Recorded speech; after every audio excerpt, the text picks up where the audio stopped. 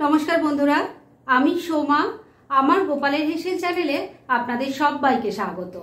আজকে দুর্দান্ত স্বাদের একটা ইউনিক নিরামিষ রেসিপি আপনাদের সাথে শেয়ার করব, যেটা খেতে অসাধারণ হবে। একঘেয়ে রান্না খেতে খেতে যখন বিরক্ত লাগে না, তখন এইসব ইউনিক রান্নাগুলো করে দেখবেন, খেতে খুব ভালো লাগবে। তাই চলুন আর একটু সময় নষ্ট না করে রান্নাটা করে ফেলি। আজকে লাউ দিয়ে দুর্দান্ত স্বাদের একটা চটজলদি নিরামিষ রান্না করছি, আর তার জন্য কড়াইটা প্রথমেই গরম করে নিয়েছি। এবার এর মধ্যে লাউয়ের টুকরোগুলো দিয়ে দিচ্ছি।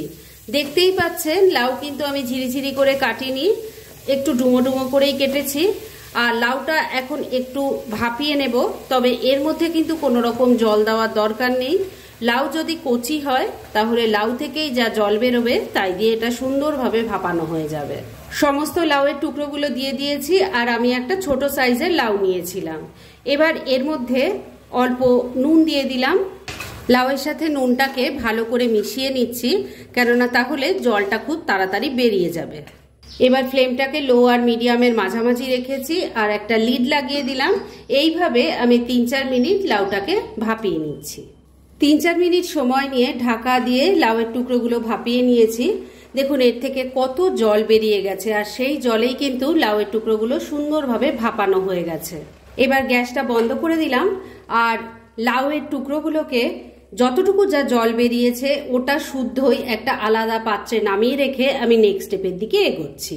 ভাপানো লাউটা কড়াই থেকে আলাদা করে একটা পাত্রে তুলে রেখে দিয়েছি। আর এবার এই রান্নার একটা মশলা বানিয়ে নেব, সেজন্য অন্য একটা কড়াইয়ের মধ্যে অল্প একটু তেল দিয়ে গরম করে নিয়েছি।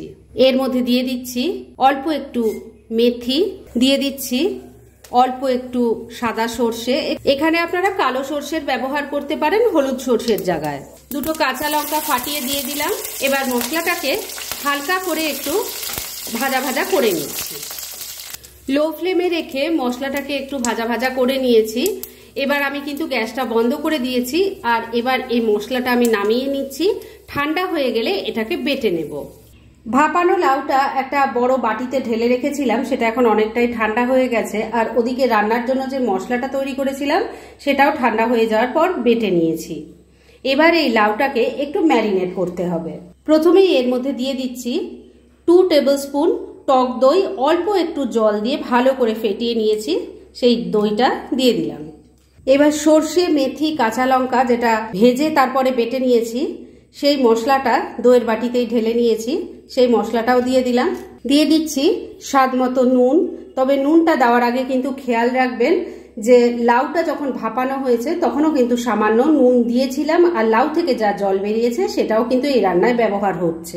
অল্প একটু চিনি দিয়ে দিলাম। এই রান্নায় কিন্তু হলুদের গুঁড়োর ব্যবহার হয় না। যাই হোক, এবার সবকিছু ভালো করে লাউয়ের সাথে মাখিয়ে নিচ্ছি।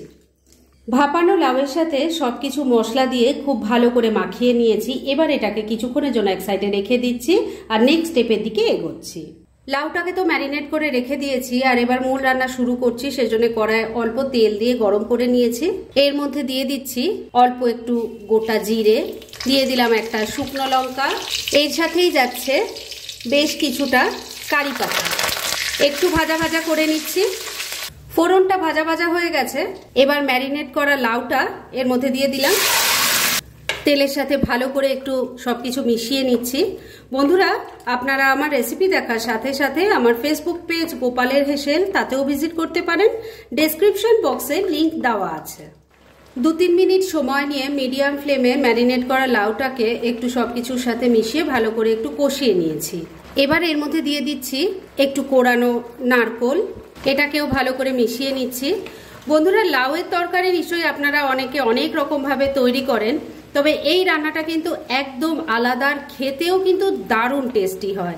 একঘেয়ে লাউ ঘন্ট যদি খেতে ভালো না লাগে, এইভাবে তৈরি করতে পারেন। আর যারা লাউয়ের নাম শুনলেই নাক সিটকোয়, তারাও কিন্তু এইরকম একটা লাউ ঘন্ট হলে চেয়ে চেয়ে খাবে। একবার ট্রাই করে দেখুন।